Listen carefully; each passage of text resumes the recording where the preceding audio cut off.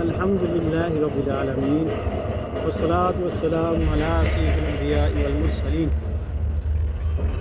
غموں نے جو گھیرا ہے تو درود پڑھو، غموں نے جو گھیرا ہے تو درود پڑھو، حاضری کی جو تمنا ہے تو درود پڑھو۔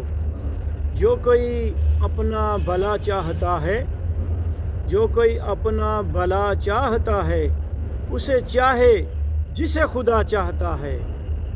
درود ان پر پڑھو، سلام ان پر بھیجو، درود ان پر پڑھو، سلام ان پر بھیجو، یہی مومنوں سے خدا چاہتا ہے۔ صلو علی الحبیب صلی اللہ تعالی علی محمد۔ فرمان مصطفیٰ صلی اللہ علیہ وسلم ہے، جس نے مجھ پر 50 مرتبہ درود پاک پڑھا، بروز قیامت میں اس کے ساتھ مصافحہ کروں گا، یعنی میں اس کے ساتھ ہاتھ ملاؤں گا۔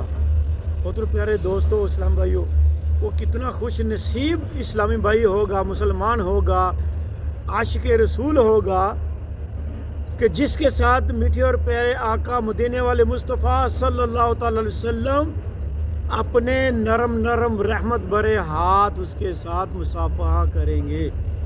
تو ہمیں بھی چاہیے کہ اپنے پیارے آقا صلی اللہ علیہ وسلم پر کثرت سے درود پاک کے گجر نشاور کریں۔ نماز کے بارے میں الحمدللہ ہم درس و بیان روزانہ سن رہے ہیں۔ نماز کے بارے میں پیارے آقا صلی اللہ علیہ وسلم کا فرمان عالی شان ہے، جس نے جان بوجھ کر ایک نماز چھوڑی، اس کا نام جہنم کے دروازے پر لکھ دیا جاتا ہے، جس میں وہ داخل جہنم کیا جائے گا جب تک کہ وہ نماز پڑھ کے اس کی توبہ بھی نہ کر لے۔ یعنی جو نماز قضا ہوئی وہ اس کو پڑھنا بھی پڑے گا اور اس کی توبہ بھی کرنا پڑے گی۔ تو پیارے اسلام بھائیو، نماز راہ نجات ہے، قبر کا نور ہے، نماز جنت کی کنجی ہے۔ الحمدللہ یہ بچپن سے ہی سنتے آ رہے ہیں۔ آئیے ہم بھی نیت کرتے ہیں کہ انشاءاللہ عزوجل ہم اپنی نمازوں کی حفاظت کریں گے اور 5 وقت کی نمازیں باجماعت تکبیر اللہ کے ساتھ پہلی صف میں ادا کرنے کی کوشش کریں گے۔